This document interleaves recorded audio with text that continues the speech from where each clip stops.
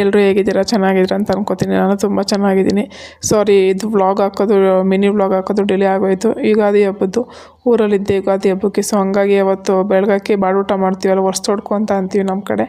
So ನಾನು ನಮ್ಮ aunty ಮನೆಗೆ ಹೋಗೋಣ, ನಮ್ಮ ಮಾವರ ಮನೆಗೆ ಹೋಗೋಣ ಅಂತ ನಾನು ನಮ್ಮ ಮನೆಯವರು ಪ್ಲ್ಯಾನ್ ಮಾಡಿಕೊಂಡು ಮನೆಯಲ್ಲೇ ನೋಡಿ ರಂಗೋಲಿ ಎಲ್ಲ ಬಿಟ್ಟು ಮನೆಯೆಲ್ಲ ಕ್ಲೀನ್ ಮಾಡಿಕೊಂಡು ರೊಟ್ಟಿ ಮಾಡ್ಕೊಂಡು ತಿಂದು ಹೊರಟ್ಬಿಟ್ಟು ರೆಡಿಯಾಗಿ ನಮ್ಮ ಮಾವರ ಮನೆಗೆ ಹೋದ್ವಿ. ಅಲ್ಲಿ ನಮ್ಮ ಮಾವರ ಮನೇಲಿ ಹೆಂಗಿದ್ರೆ ಮನೆ ಪಕ್ಕದಲ್ಲೇ ಜಮೀನಿದೆ, ಶುಂಠಿ ಹಾಕಿದ್ದಾರೆ. ಸೊ ಅಲ್ಲಿ ಮಾವಿನ ಮರ ಇದೆ, ತಣ್ಣಗಿರುತ್ತೆ ಅಂದ್ಬಿಟ್ಟು ಅಲ್ಲೇ ವರ್ಷದೊಡಕ್ಕೆ ಮಾಡಿದರು.